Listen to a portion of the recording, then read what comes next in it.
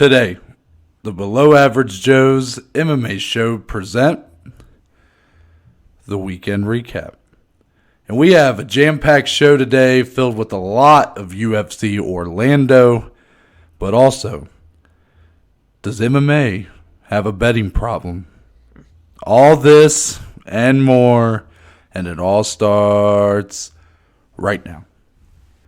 Welcome back, everybody. Thank you for joining us to Below Average Joe's MMA show, episode 254. We are your hosting duo. My name's Noah Baker. I come to you from the great state of Indiana. The God state, as some would call it. Yeah. The man to the east of me, but west of me on your screen. That would be Dominic Salee, coming to you from the great state of Ohio. Dominic, how are you feeling? Big, crazy weekend, championship weekend, college football. It looks like the way things shook up, Ohio State going to get into the college football playoff.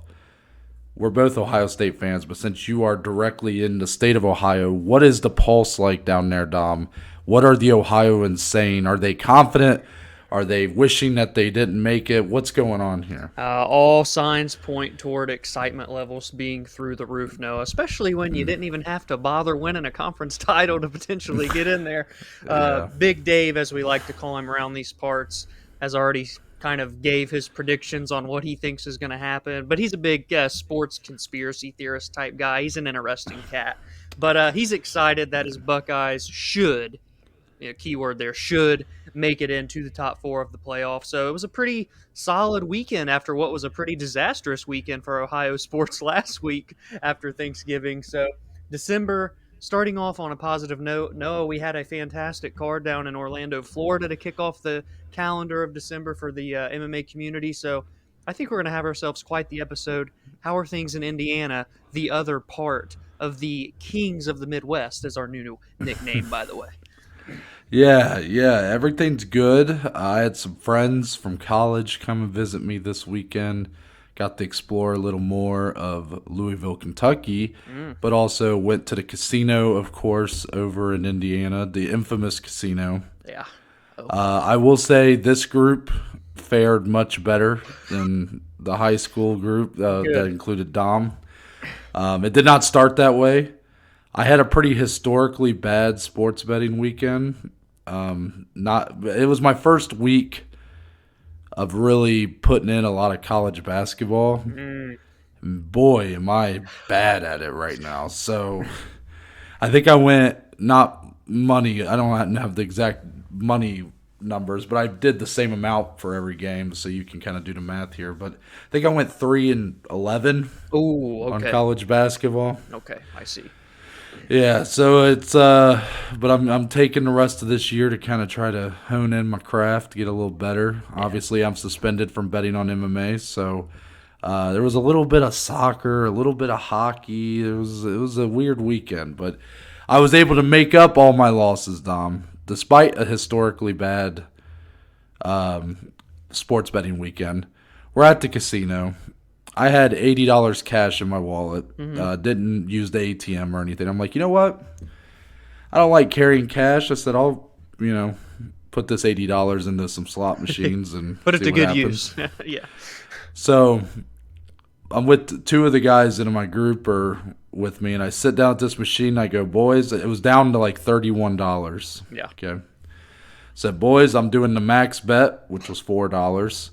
I said, if it goes down to 0, we're done, and I'm just going to go watch sports. Yeah. I said, I didn't really feel like doing slot machines anyways. Got down to about $15, and then I hit for about $750. Wow. So I got ice in my veins, bro. I'm just that good. From the brink of Even when I lose, I still find a way to win. When I lost Charles Oliveira, my biggest bet of all time, I hit him with that same game parlay. Was that Eagles versus Packers? Yep. Bills Packers. The running back from the Bills. Yeah. Singletary under I think it was under 69 and a half rushing yards. He had like 51 on the first drive. Yeah. Hit 67, didn't get any more. It was beautiful. So I was able to break even that weekend. This weekend I'm up now. We up. She down, I'm up. All right. I'm here for it. All right. So that's that. So things are good. But we did have a good card, Dom. And you know who else had a pretty good weekend marketing-wise? Who would that be? Our friends over at PointsBet Sportsbook. We would like to confirm, as partners with PointsBet Sportsbook, we would like to confirm that Drew Brees is alive and well, people. Yeah. I'm curious, Dom, before we get into the ad read. Yeah. You saw the ruckus that went around our good friends at PointsBet Sportsbook. What did you think when you first saw the video? Like, did you see the video before like anybody had really commented on like, yo, this is kind of fake? Like, what did you think? I literally woke up that morning, opened the Twitter DMs, and it was already sent in our group. So I was like, so I could, before I even saw the video, I was just reading the text, and I'm like, what's exactly going on here? I turned the video on, and within about 2 seconds, you can tell that it is a staged video, but it was just a unique marketing tactic. We'll just put it that way for our friends. So. Well, as soon as I saw the video, since I am an avid user of PointsBet Sportsbook, I am aware of lightning bets, which are a big feature that only PointsBet Sportsbook can offer you. Yes. And I immediately was like, well, this is obviously some kind of crazy marketing tactic for lightning bets.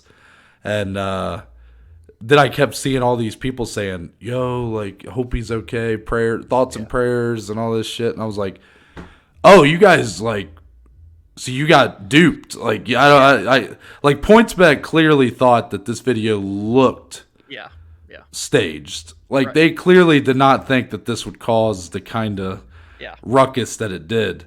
Yeah. But boy, did they overestimate the intelligence of many of the people in this country, because there was a lot of people, there was a lot of thoughts and prayers, I think there might even been a couple posts where it had like a collage of pics of Drew Brees, you know, saying what a great guy he was and how rest in peace and all this stuff. I mean, the man hadn't even been confirmed to be dead yet. They just assumed, man, they're like, fuck, they dead as fuck. Look at that lightning strike, you know? Yeah. So, for anybody, I think it was a pretty genius marketing move, if I'm being honest, because look at how many people were talking about it, Dom. That is very true. They had the attention of a lot of people Saturday morning before the football games. That's for damn sure. Though it's funny, the people that were saying how dumb it was or how stupid, you know, ill-conceived of an idea it was, were the people who were tweeting the most about it, putting PointsBet Sportsbook's name out there the most. Yeah. And they didn't really seem to understand the irony of that. Anyways, they are the betting partner of the Below Average Joe's MMA show. Right now, they have a good offer that you guys can take advantage of.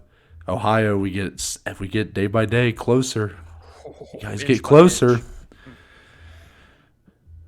Right now, if you sign up for PointsBet Sportsbook, they are going to match your initial deposit up to $2,000. That's 100% match. There are two ways to make good on this offer. One, you go into the link in the description, follow that link, sign up, put in your deposit. It gets matched up to $2,000, of course. Or you can download the PointsBet Sportsbook app, sign up through the app, use code MMAJOES. Dom, you want to repeat that? MMA Joe's. At sign up, put in your deposit, boom, you get the offer matched. So please bet responsibly. Do not fall for internet marketing campaigns. Right. And with that, Dominic, let's move in to UFC Orlando, our main event, where Stephen Thompson, at 39 years old and all, gets the fourth round TKO over Kevin Holland. This happened at the end of the round. Corner stoppage. Kevin Holland's corner stepping in. It looked like Kevin Holland might have broke his right hand, and broken at least a rib or two on that right side. So I think this fight was a lot of fun for about the first half. And then the second half of this fight, boy, what a masterclass it was. And it goes to show, Dom, that under the right kind of matchups, if you give Stephen Thompson a guy who will stand and strike with him, he is still as legit as it gets. Yes. He may not be quite as deadly as he was in 2016, 2017. He may not be as capable of defending himself against grapplers and wrestlers. Maybe just a tad slower. The chin may be just a tad more tested. But under these kind of matchups where you get a guy who's willing to strike with him, who looks to try to outpower him, where he has the obvious accuracy and technique advantages, he put on a show here. I mean, he looked 25 years old. He's 39.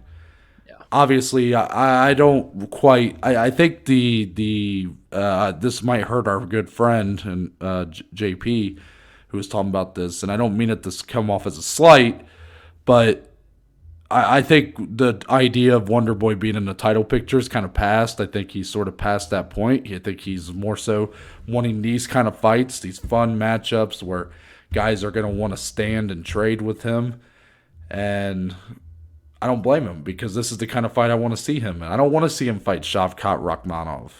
Right, yeah. Don't need to see it.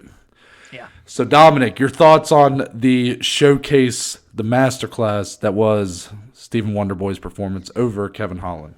I mean, kind of like I said on Thursday, guys, I just felt like over the course of 5 rounds, if Kevin was willing and wanting, I should say, to strike with Stephen Thompson, it just was not a good idea, regardless of his power.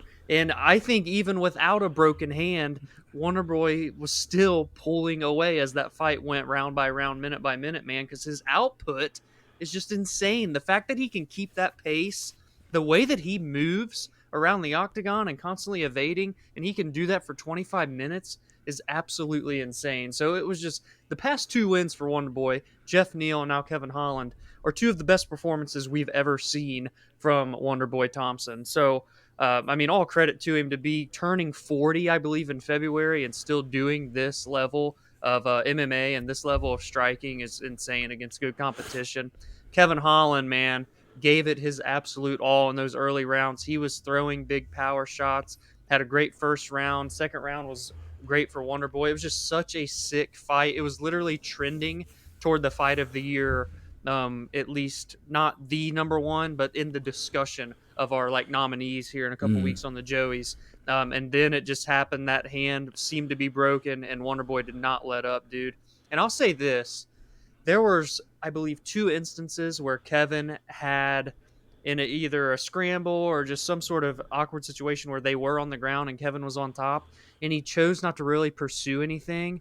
And I just wonder why. Why would he not at least try to do it? Or was he just wanting to put on a show, which I respect that. But if he really wanted to win, he has an advantage down there if he has Wonderboy on his back. So I question that a little bit, but if he was just wanting to give the fans a show, it is what it is. But Wonderboy looks absolutely amazing. I don't know about the title picture either. It would be crazy if there's a world where he gets his way back there. But I will say this much. If he can, let's say he fights like a Jorge Masvidal. I know you mentioned that last night. Say he wins that fight. Another striker, right? So it's winnable. A rematch from a while back as well. Let's say he wins that fight, and for some odd reason, everything ahead of him works out to where maybe Wonderboy gets one more chance, and Leon Edwards is still the champion, who's another striker. There's potentially a world where Wonderboy could still pull off the impossible. I just worry about that route to get there while Leon's the champion. It's the only problem, though. Yeah, I just think in order for him to get there, he'll have to go through some sort of bad matchup. There's still Gilbert Burns that he's already got a loss to. Leon Edwards does have a good wrestling base as well, so I don't think that's a matchup that particularly favors him. He's still got Kamaru Usman, Colby Covington. I mean, these are all terrible matchups. And you got Shavkat Rakhmonov and Khamzat Chimaev on their way up. It's yeah. I prefer to just see him in more of these high level, credible matchups. A Jorge Masvidal. I was gonna plug it a little bit after we kind of got through the fight analysis, but that is what I think should be the next fight.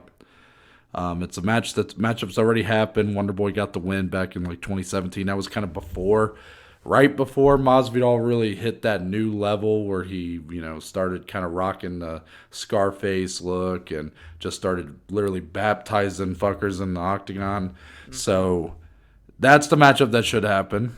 But on the Kevin Holland side of this fight, it was obvious that he wanted to put on a show for the fans.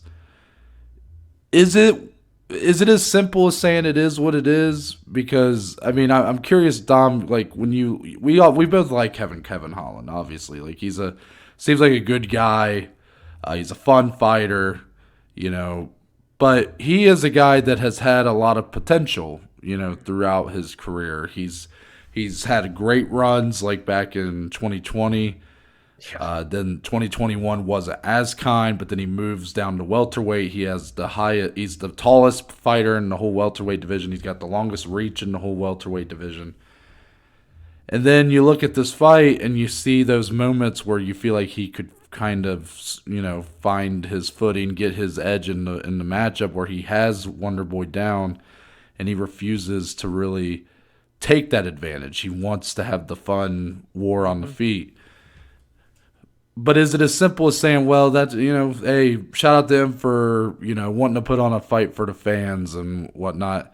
Because I'm just having this internal debate in myself of, well, you're a high-level fighter. You're fighting the number 6 guy in the world. Can we really trust him to be in another position like this if he's not willing to do whatever it takes to get a victory and move forward? Or do I kind of take out that sort of a glass half empty, I guess, way of looking at it? But the glass half full is, well, we know he's always going to want to put on a show for the fans, so he should continue getting these high-profile matchups, these big spots, because we know he's going to deliver a fun fight even if he doesn't win, even if it's not in a style to his advantage. Mm-hmm. So it's kind of an internal debate. In terms of betting on like a fight of his, that's got to be frustrating. If you bet on Kevin Holland, he was the favorite coming in here, and you see a guy that sort of throws away his chances in order to just have a fun fight, that might be enough for us because we didn't bet on that fight. But is it enough when, if you're someone that put money on Kevin Holland thinking, if he were able to get the fight there that he'd have some sort of advantage, and you see him just completely ignore that, erase it altogether, that's got to be pretty frustrating. Yeah, I would say. And I'll tell you what, too, Noah. Like, throughout the week, like media day and stuff, it still felt as if he's not 100%.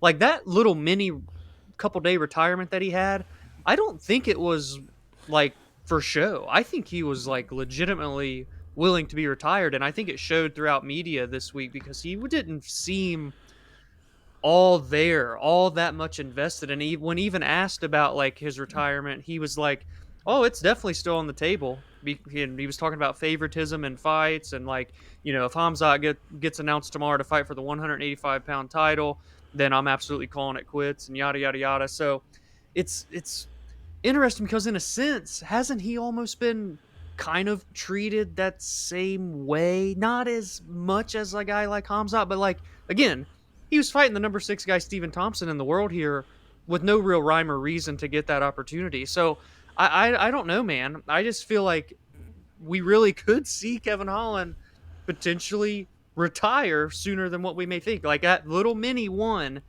I think in his head, mentally, he might be ready and willing to step away from the sport, in all honesty. I'm not even sure if that's a bad idea either. He's made a good amount of money, it appears. This is what I mean, is like he's a very popular guy. He's a good character. He's a nice guy to have around the sport. Mm-hmm. But if he's not going to do what it takes to get a win, then maybe retirement is a good option for him. You know, if he's not really taking this seriously. I'm not saying he isn't, but if he's just, taking this as an opportunity to fight a legend, Wonderboy, get paid and just put on a good fight for the fans. Like, yeah, I understand we're fans. We want to watch good fights. I've complained about guys like Israel Adesanya and Bilal Muhammad in the past and stuff. But there's ways to have fun fights but still fight to your advantage. And I just think Kevin Holland didn't really do that here. So maybe retirement is a good option. You hate to say that about a guy who has a lot of potential, still pretty young, but if he's already thinking about it, that's what Dana White used to always say. If you're already talking about it, if you're thinking about it, you might as well just do it because you're already got a foot out the door at that point. Yeah, I think it's going to be really interesting to see what happens in 2023 with Kevin Holland. Any thoughts on the Wonderboy Jorge Masvidal matchup? I don't hate that. I mean, especially if we're not going to get Gilbert Burns, obviously, versus Jorge Masvidal. Jorge's been out for a while. That's a fun fight. It's a rematch. I believe that fight was pretty close, if I'm not mistaken, from a few years back as well. So It's two guys that are in fun fights. People like watching them fight. It wouldn't be boring by any means. I wouldn't imagine a world where it would be. So I'm not opposed to that at all. And still, like rankings-wise evens, it makes sense as well. They're two top 10 guys. So, yeah, why not? Yeah, with those guys, though, in their place, like, rankings don't really matter at that point. Like, I don't see Masvidal ever fighting for a belt again. I think Wonderboy's time in the title picture's kind of passed. They're kind of in, like, a separate wing of the welterweight division, in my opinion. They're more fighting for the legacy, money, bigger fights than really trying to advance toward a title shot. I don't know.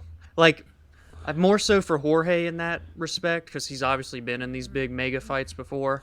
But I still feel like both guys have the desire to get to the title. It's just a matter of, like, realistically, is it going to happen? You know what I mean? It's kind of... Yeah, I guess realistically, I just think there's no chance that either one of them get back there, So it makes sense for them to fight, But that means JP, once Ohio opens, he's going to get great odds on 2023 welterweight champion Stephen Thompson. So take advantage of that.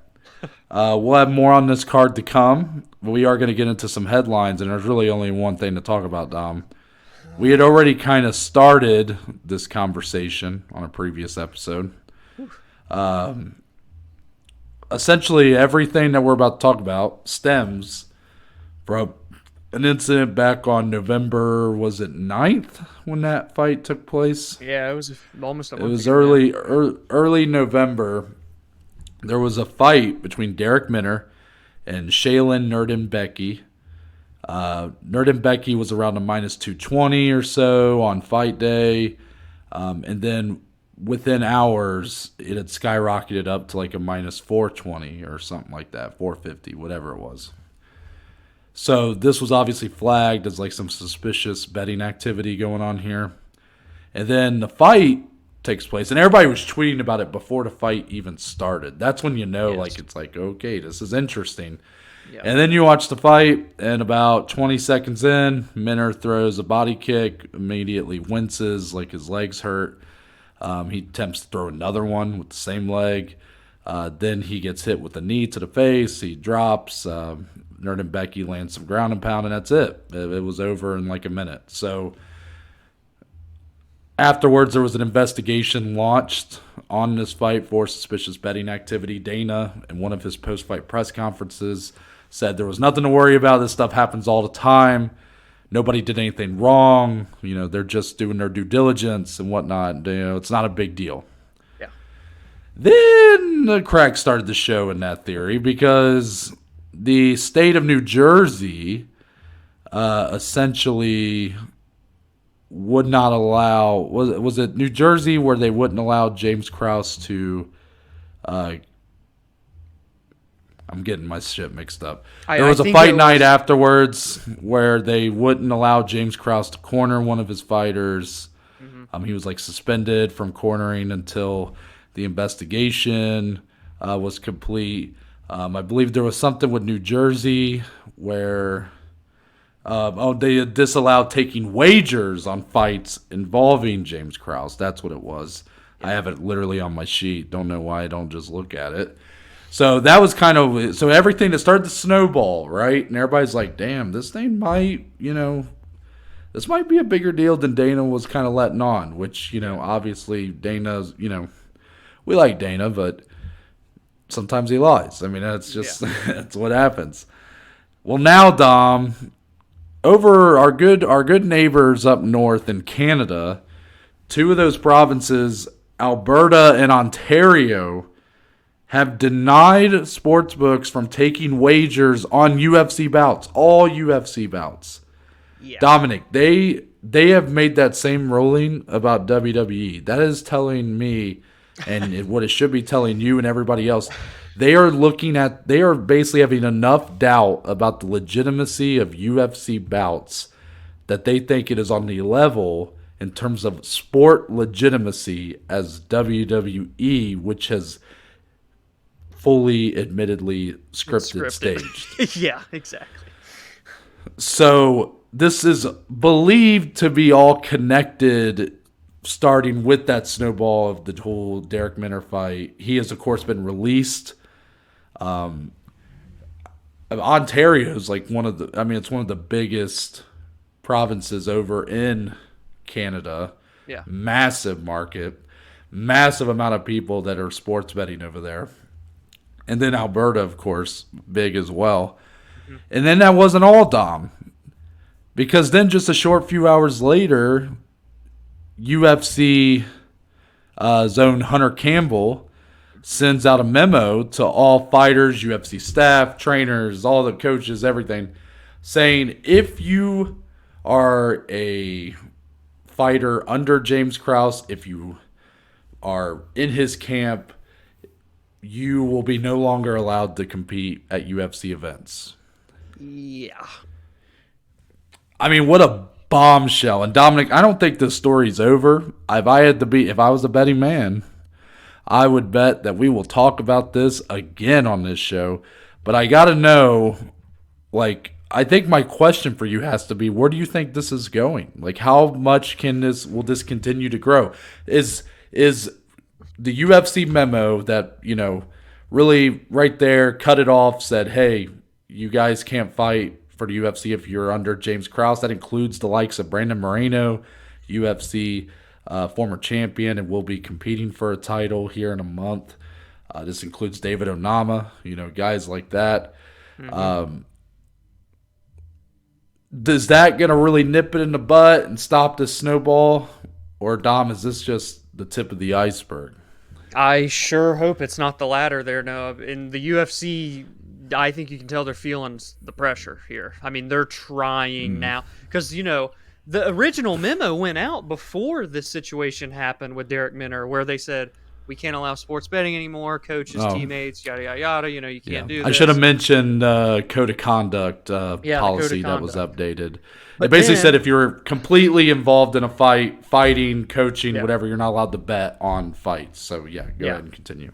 And then this happened 2 weeks after that, and it's not stopped ever since then. So this is crazy, man. The fact that, again, Ontario, that's where Toronto is. That is a major, major sports market, sports betting market, stake.com that all these fighters talk about. I believe they're in Canada and Europe and stuff. So this is a big, big deal, and you can only hope that it can be stopped now before it continues to get even worse. And for our own selfish, degenerate needs, Noah, I surely hope it can be stopped soon, because if we get to the point where we can't do sports betting on the UFC and MMA, well, actually, it might be better for our wallets, but that's beside the point. I don't want a world where that exists. So this is crazy. And originally, when we talked about the Derek Minner situation, I had hinted at it could become a snowball. But when I said that, I didn't think it was going to be this bad this quickly. Yeah. So, right. And we're talking major fighters out of Glory MMA.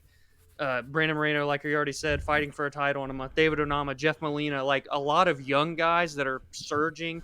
A champion now in Brandon Moreno. I mean, this is a very bad situation, and you're forcing these fighters to pick up their lives and move somewhere else to fight at a new gym. I mean, this is way bigger than just we got to stop this from happening. Sports betting has to look good, blah, blah, blah. We don't want to come off as like this changes the lives and careers of fighters potentially. So I surely hope that there's not much more to come, but it feels like it's going to keep trickling and keep pouring. It is really crazy. I couldn't have envisioned this happening so fast.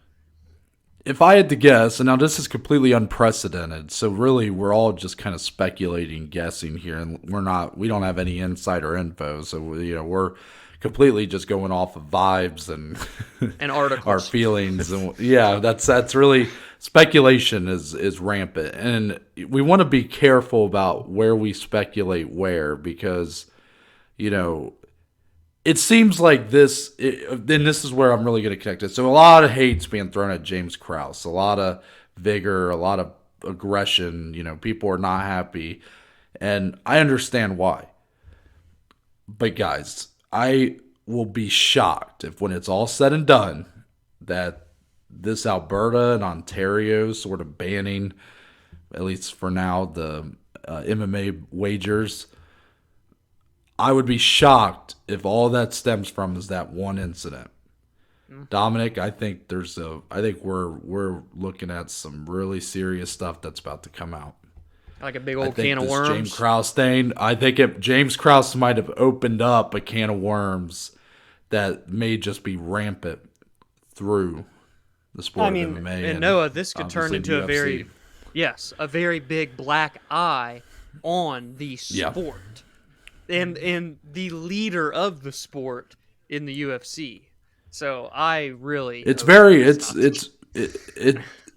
very well known now how during the 20s through the 60s and 70s how much organized crime had an impact on boxing. They would pay fighters to take dives. They would, sort of set matchups in place that favored a guy that they wanted to win. They did all this stuff. They would threaten fighters. I mean, there was organized crime had boxing by the balls for half of a century, and that was when boxing was at its biggest. Many fights that a lot of boxing golden age fans, either remember or look at fondly were likely impacted by organized crime. The idea of something of that magnitude being unveiled in MMA is very scary because it starts with MMA betting, but I don't think it ends there, potentially. And I don't know what it could be. Like, for all we know, this, like we said about the last time we talked about this James Krause incident, at best, James Krause, obviously very well-known coach, but also has become more well-known for the fact that he has a lot of betting content on his social medias. He has a Discord dedicated to his picks and talking about fights, and he bets on all the fights. And obviously this was before that code of conduct policy got put into place. Well, right after that policy gets put into place, one of his fighters, Derek Minner, has a very weird fight where the odds got real weird. At best, maybe you sent your fighter went in there injured, you knew about it, but it's unclear if it just somehow got out, whether it was you accidentally told somebody, whatever. Yeah, yes. But at worst, we could potentially be looking at a coach who may have wagered against his fighter or obviously told other parties about the injury that he knew of because he coached this fighter, and then that's why the odds got. So that's why obviously this is a big deal. But Dominic, I'm just worried that this could have launched an investigation that pulled out a lot of rabbits out of hats, and all of a sudden we're going to be looking at like all gyms. Like there could be just this rampant, betting on MMA and guys betting against themselves and taking, like, I'm just worried that we could be really pulling the curtain back. I mean, when you question the legitimacy of MMA to the point where you think it's WWE, that doesn't tell me that this is all coming from this James Krause incident. That tells me that the people making these decisions in Alberta and Ontario and likely to people of equivalent in a lot of the states in the country that we live in. They may know a lot of information that we just haven't been privy to yet, and it's all going to come out here soon. And it's going to really make all of us have to take a second look at kind of, what we've been watching for the past years. Yeah, it's going to be an interesting start to 2023. I mean, the bans in Alberta and Ontario are, for the time being temporary, but they're not letting it be allowed again until they see further codes of conduct essentially be expanded upon, become stronger than what the UFC already has. And that's not even to mention the likes of like Bellator, Scott Coker addressed this situation. The PFL has already had their fair share of betting issues in the past with the taped fights and stuff. So I don't know. I can only hope as an optimistic guy, which I am 99% of the time, that it all can be paused as soon as possible, that nothing bad comes of this, especially when it's the sport that we love most. If the legitimacy of it gets questioned, that would just be such a punch in the gut of a fan that has been following this sport for years and years and years. So it makes me a little sad, no, I'm not going to lie. Yeah, last thing, we also have to mention that one of the biggest sponsors of the UFC is DraftKings. Yes. How does this affect that deal? Part of a big part of the UFC's revenue comes from these partnerships or sponsorships that they have. DraftKings, one of the biggest ones. The MMA was a sport that embraced talking about betting on air before many other sports, if not all of them. It is such a big part of the broadcast. You see the odds. They're talking about props. You got Yanni the Greek. You got all these people talking about it. What happens if certain states in the United States start doing the same thing as Alberta and Ontario? Will it continue to snowball? Will states follow suit? What if a big gambling state like New Jersey or, I don't know, what are some big gambling states? Nevada, God forbid. That's where the UFC's headquartered, is Vegas. Yeah, so, like imagine Nevada coming out and saying that they are not allowing wagers on UFC fights. Yeah. I mean, that would be insane. Absolutely. The Dark Ages. Yeah. Like DraftKings may have to put a pause. I could see DraftKings releasing a statement here in a couple of weeks where they're going to put a pause on their partnership with the UFC. And that's just such a crazy thought because the UFC had been really just nailing it. COVID, like they really didn't miss a beat. They were one of the first sports back. They did all this cool stuff, Abu Dhabi, all this shit. They were hitting record merchandise sales, sellouts and all this shit. And then you have this gut punch that could just send them back a couple years, basically. Like, oof. That's tough. Yeah, it literally is like just crazy thinking of all these worst case scenarios. And obviously we hope that none of these happen, but it just to put them out there and talk about is just crazy to think of. So I hope nothing bad happens. I'll just put it that way. We'll find out. Well, I'm sure we'll have an update for the show. Yeah. But anyways, we'll move on to the rest of UFC Orlando. Your co-main event, Dom, RDA returned to the welterweight division, and he got a second-round submission over Bryan Barberena. I thought this was a pretty flawless performance from RDA. I thought he looked really good here. He called out Conor McGregor after the fight. And Dominic, I know it kind of gets annoying for myself to talk about it. So I feel like people listening get annoyed where it seems like every big fight happens, we're speculating if Conor McGregor could be the next fight for that person. But I'm just going to say, if Conor puts himself back in that USADA pool, which he never should have been allowed out of, and more speculation. But I do think that the idea of RDA versus Conor at 170 pounds, that seems like the kind of fight that Conor would really want. It's a fight that he would feel like is winnable. You feel like you're catching a guy in RDA out of his kind of element, out of his best performing weight class, a little on the older side. but I don't think it's an easy fight by any means. But because I think RDA should be favored to win that fight. But I'm just saying, from Conor's perspective, I could see him thinking, okay, yeah, that might be a fight that he thinks is more winnable than a Michael Chandler or a Jorge Masvidal or whatever it might be. So, your thoughts on that? I think it's not out of the realm of possibility. I mean, especially when you look at the added-in storylines from years ago. Yes, they're not champions in two different weight classes now in 2023, what will be, but there's still a history there. There's still a competitive rivalry that it feels like should be settled. I mean, that was a pretty big deal that fight was going to be until it fell short with RDA's injury. So I don't mind it. I mean, again, RDA is another guy in this state of his career where he's just looking to have fun fights, big fights. He looked literally flawless and perfect, like Noah said, against Bryan here. Got a finish. He hasn't had a finish in a very, very long time, since Kevin Lee, if I'm not mistaken. So, yeah, I respect it, dude. A guy like RDA that's been there, done that, 21 wins now. He's in the top 5 for wins. He passed Frankie Edgar for most time in the octagon. He deserves to call out whoever the hell he wants to. And we even had someone on Twitter say, am I crazy for saying he should call out Conor?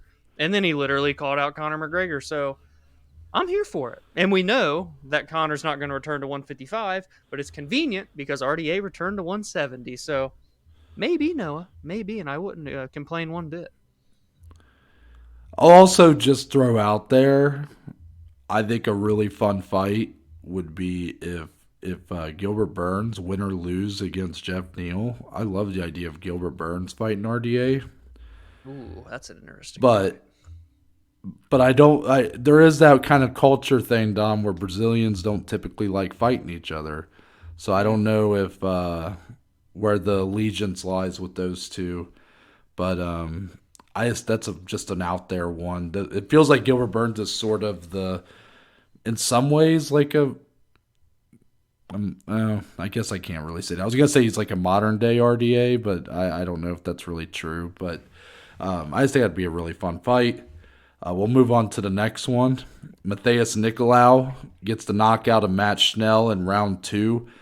We said on Thursday, Dom, that Nicolau had been a very consistent fighter. He had been kind of consistently good, didn't make many mistakes, did what he had to do to win.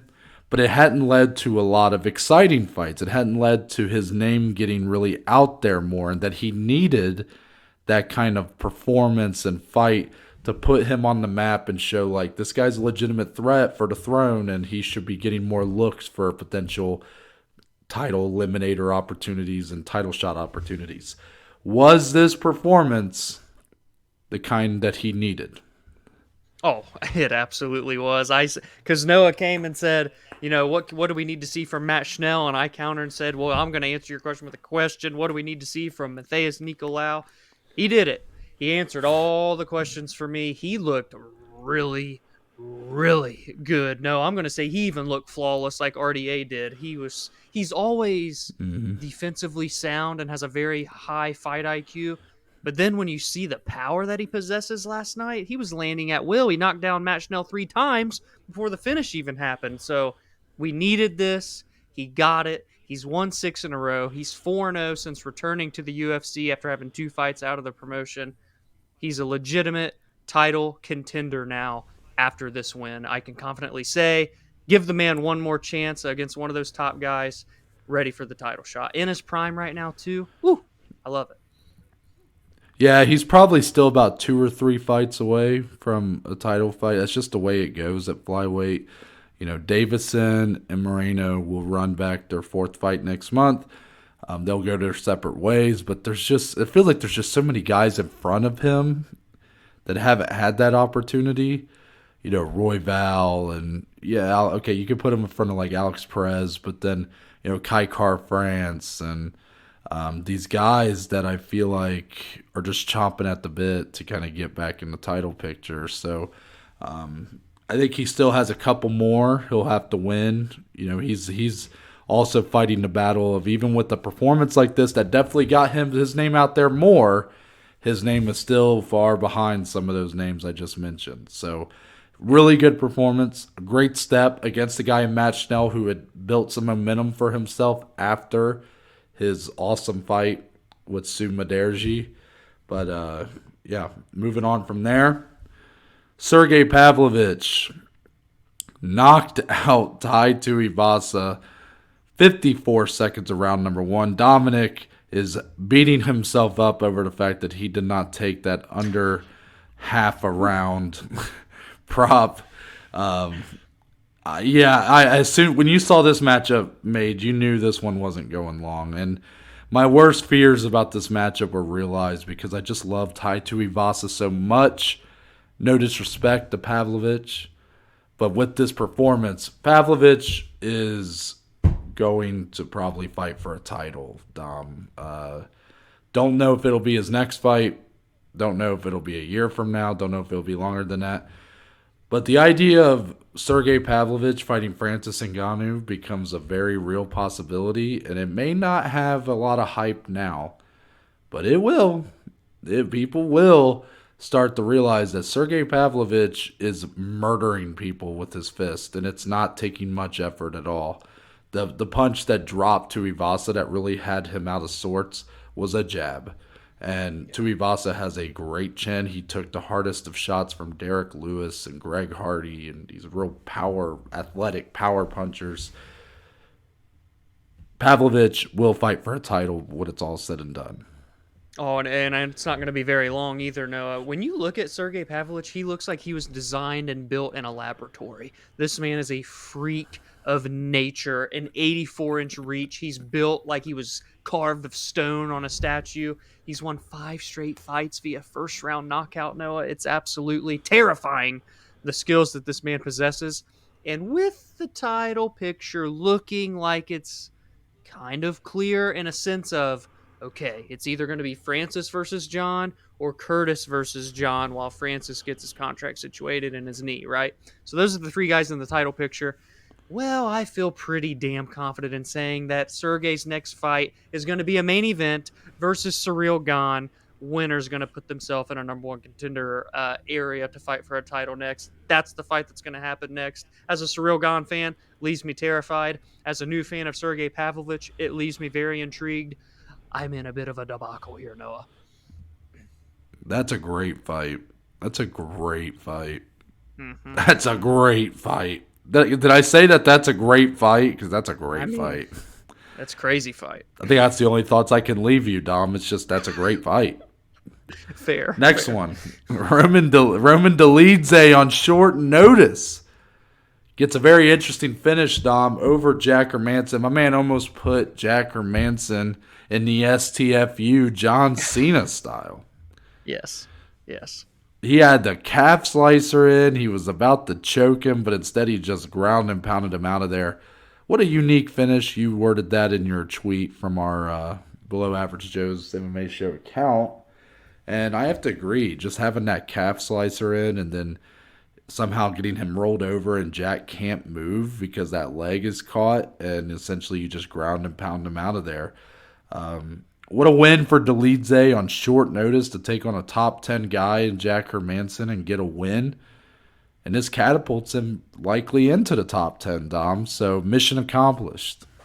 Dude, it's absolutely insane. I've never seen... You don't even see calf slicers in general very often.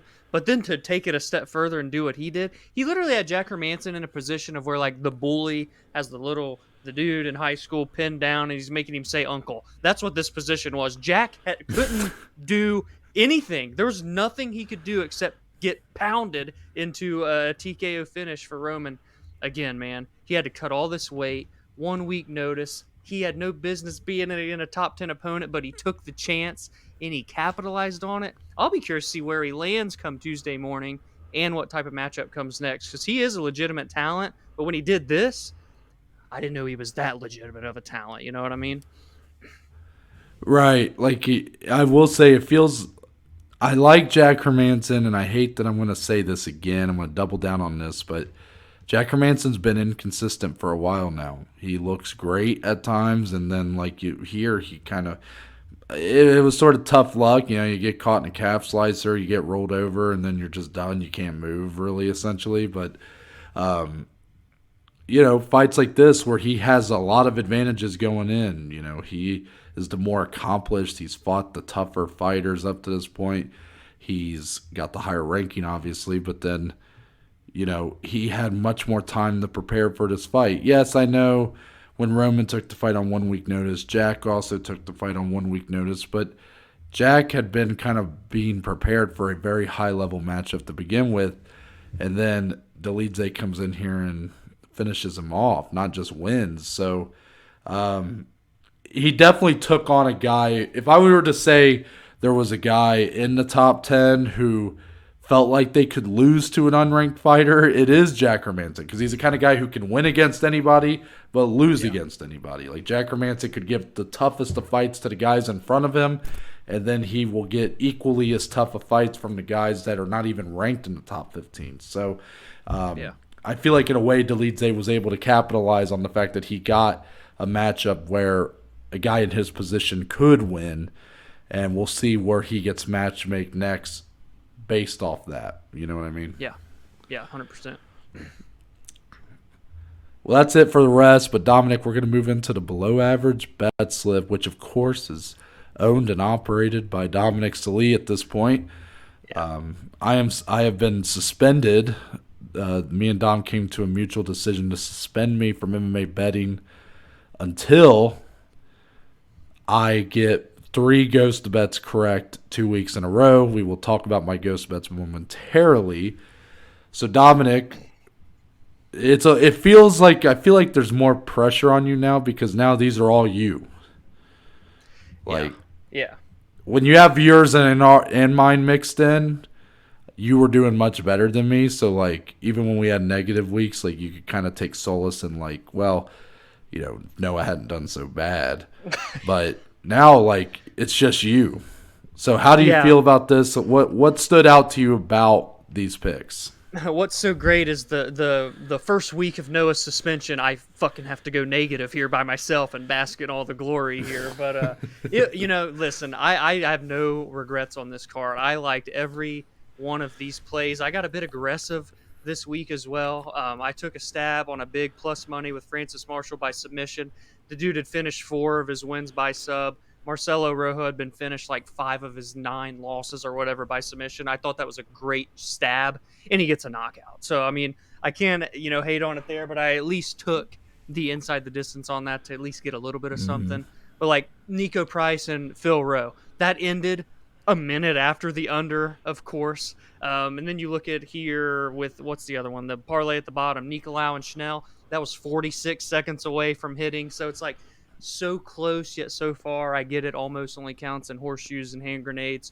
But I loved and felt very confident on each and every one of these plays. Sometimes it just doesn't fall in your favor, Noah. So on to next week we go. There's no shot you just came up with that off the dome. Is that something that Big Dave just throws around the house sometimes? You've never heard that saying before? No. Oh man, that's a classic one, Noah. You'll have to look into it more. It's pretty prominent. All right. Well, my 3 ghost bets of the week, brought to you by PointsBet Sportsbook. Just kidding, because I do not place these. That's the whole thing. I'm suspended from putting actual money on MMA betting. So in the background, I'm putting 3 ghost bets. I send them to Dom. They are the bets that I would have placed if I were able to. I have to get all 3 right on consecutive cards, and then I will be reinstated into the below average bet slip. So this was the first week of doing this. I was really curious how this was going to go, Dom, because it would be... For content purposes, it would be underwhelming if I just in the next 2 weeks just got all 3 and then I'm just back in. You're right. But for my sanity purposes, I kind of was hoping that would happen. Exactly. So here we had, I had Darren Elkins, Jonathan Pierce over 1.5 rounds. That hit. Yep. Easy. I shouldn't say easy. It's never easy with Darren Elkins because the man looks like he's dead 2 minutes into a fight. Yeah. Then, Eric Anders, Kyle Dawkins, inside the distance. Easy. Me and Dom both had these. Yeah. So, me and Dom were tag teaming this thing. Mm-hmm. And then, my final one, Rafael dos Anjos by decision. Oh. Obviously, the second round submission. So, we start out 0-1. Yes. So, there was also a part of me, though, Dom, so many emotions have been going through me since I started this I little bet. endeavor. We were watching the fights here at my casa last night with my college friends, and I said, and everybody kind of made everybody aware, of course. I was like, yeah, I want everybody to know. I will not be, like, they all wanted my opinions on their bets for MMA, and I said, no, thank you. I'm suspended. Yeah. I said, I cannot give my thoughts, and you do not want them because they're bad. But I was sitting there during the Dos Anjos Barberena fight, and I said, honestly, I think I'll be pissed if this hits because I'll be like, why the fuck didn't I just bet these? Yeah, All true. three of them hit. So, just so many emotions, like content, like I kind of want to fail a little bit, but then if I get back in the bet slip quickly, that'll raise my confidence, but then I'll be pissed that I didn't just bet them. And Dom, it's just so many emotions. I don't know how to feel. But we'll get back at it next week. Pay-per-view week. Officially now confirmed, Noah cannot bet on MMA until 2023 now officially, because there's only 2 weeks left of MMA in 2022. So we'll see. Wow. What a moment. That's Yes. crazy. But Dominic, there's only one way we end the show around here. And that's with the little segment we like to call closing statements. The point of the show where me and Dom can talk about anything and everything, MMA related or not. So Dominic, your closing statements for this Monday edition. Yeah, I get a lot of slack for this one lately. But I have to ask our wonderful community of listeners and viewers, I have to ask my beautiful co-host Noah. It's one simple question, and it's not food. Oh, but it is a liquid that we do drink, or maybe some do not drink. But ladies and gentlemen, boys and girls, children of all ages, do you drink milk with meals? Yes or no? Because I do and always have. But lately, I've met people, I've talked to people that think I'm batshit crazy for drinking milk with meals. So I just want to know, am I insane? Or am I part of the majority that do drink this amazing liquid and nourish their bodies with the proteins and the fats and the yadas and the yees? So let me know. You just crack me up, Dom, because the real question here is, do you drink milk? Because I think there are equally as many people that would say it's disgusting that people drink milk at all. But you can't just stop it there. You got to be like, do you drink milk with meals? So, Well, okay, yeah. so let me think about this. I love milk. I drink milk. I mean, Dominic, you know I love milk. Our first year True, at I college, did already know this. Yeah. I would make myself sick from how much milk I would drink. I mean, literally, the story is, and people who are big into the gym are going to be like freaking out when I tell them this. But we had always been told that, you get a workout in, a good thing to drink afterwards is some chocolate milk. It's good for you, Yeah. I think when they told us that, like in high school, they probably meant like a glass of chocolate milk, a cup, one serving Yeah. of chocolate milk. So when I went to college, I turned that into, after every workout me and Dom would have, I would buy a half gallon of chocolate milk and just slug it down. He would force it down. He would not stop until it was gone. And that led to a lot of challenges because there was some days where, man, I just really didn't want to drink that half gallon. And Dominic would look over and I'd be laying on our floor in our dorm and I'd just be like, just grunting and groaning. And you're like, dude, you're going to make me sick from you getting sick off this milk. Yeah. And, so I love milk. I mean, I go the extra mile. Not just chocolate milk. I love straight 2%, whatever, white percent. Give me some almond milk. I love all that shit. Yeah. I'm cool with it for meals. Yeah. I don't drink a lot of milk during meals. but I would.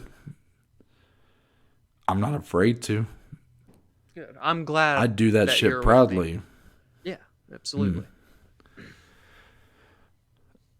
But I think the real question here is just, do you drink milk? Because I think there's a bigger debate. I don't. Well, I just think I don't know. I don't know. I don't know how many people are debating. I don't think the streets are talking about, man, you drink milk. Like, I like milk, but you drink that shit with your food? What's wrong with you? I think people who don't like milk just think it's crazy that you would drink milk with food. Yeah. I don't know why I. Am I wrong on that? Well, my question is just if people like milk. I don't know why I added on with a meal. I don't know why I did that. Why that came out of my mouth. Because I just get looked at like I'm crazy for drinking a damn glass of milk in general. So yeah, I don't know. Really? Okay. So I didn't know if there was someone in your life who liked milk but thought it was crazy that you would drink it while eating food or having a meal. Yeah, it's more so just the general gist. Okay. So, yes, I love milk. Good. As you should. Well, I have nothing for today, so I'm Noah Baker. That's Dominic Salee. We are but just two of the below average Joes, and we'll see you guys on Thursday.